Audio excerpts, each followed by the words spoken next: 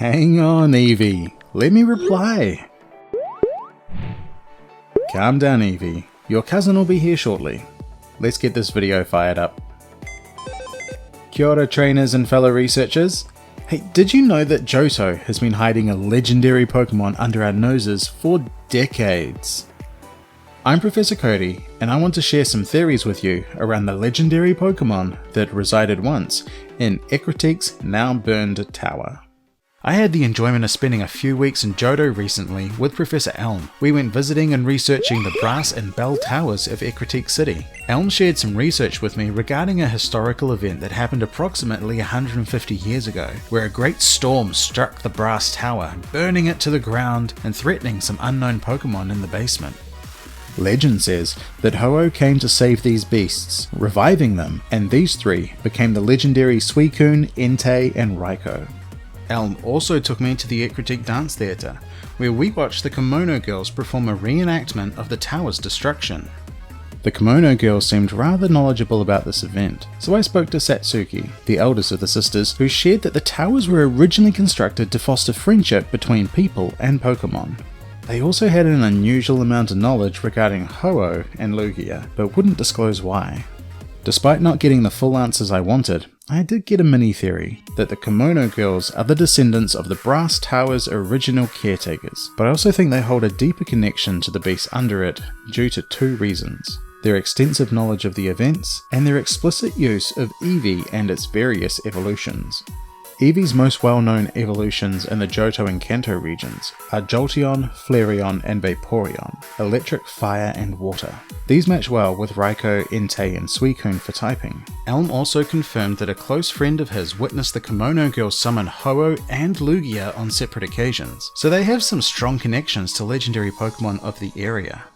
So were Eevee the original beasts in the Burning Tower? Of course not, but also yes.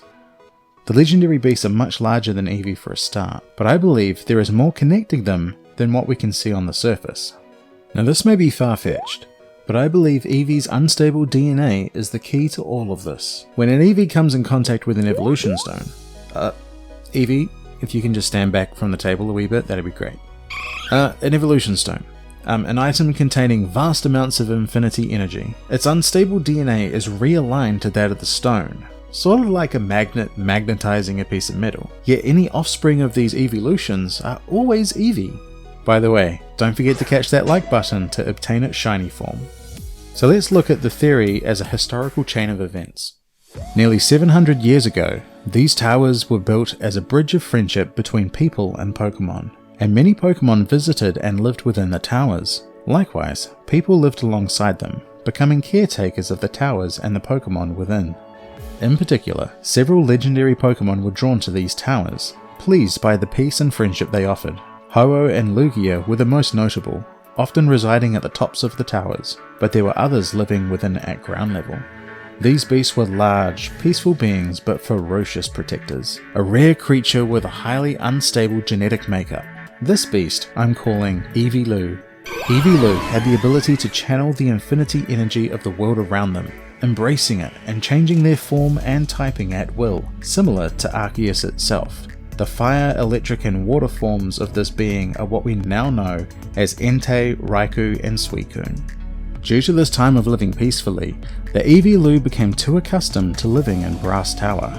They lost their combative prowess, becoming more docile with time and unlikely to engage in battle, thus becoming weaker. And when a fight against the legendary birds broke out, the number of Eeveeluu was diminished greatly. The remaining few sought shelter in the tower and refused to leave. Rushing forward to 150 years ago, these beasts were going through an evolutionary change. Their offspring were no longer growing to the sizes they once were, and they were losing their ability to change forms at will. It was at this point that there were only 3 of the original Eeveeluu known to exist, and they were protected in secrecy in the basement of the Brass Tower. But on this night, a storm settled at the tower, bringing it crashing down on top of the 3 Eeveeluu, who were now incredibly old and weak. The combination of their age, lack of strength, and unstable DNA left them vulnerable. Ho-Oh arrived amidst the chaos and revived them, but in doing so, their unstable DNA needed to be stabilized. One absorbed the electrical energy of the storm, permanently changing into the form we know as Raikou. Another, the energy of the flames burning around them, becoming Entei.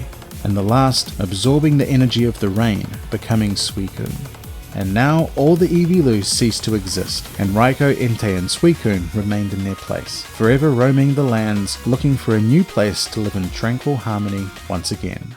I've one last secret to hint at, but before that, if you're enjoying my content then please consider subscribing or grabbing some merch from my new store. And our Patreon and Ko-fi members also have access to my high-resolution Eeveeluu art downloads. Every little bit helps support me and my family so I can focus on creating more quality content. So Eeveeluu is no longer, but its legacy continues. While I mentioned that Eevee was essentially a divergent evolution, I believe Eeveeluu actually split into two divergent forms, Eevee and one more, but I'll save that one for my next video. But there are some hints hidden in this one, so see if you can spot them. Oh, the Pokeballs arrived. Come on Eevee! Hey Suicune, I'd like you to meet Eevee. Follow me please, I just want to grab some genetic samples from you and we'll get you back to go in no time. I'm still waiting on Professor Elm and Satsuki to provide some feedback on my theory, but I'm really keen to hear your thoughts as well. Does Eeveeluu sound like a plausible origin? Let me know in the comments, and until next time, have an amazing Pokemon journey.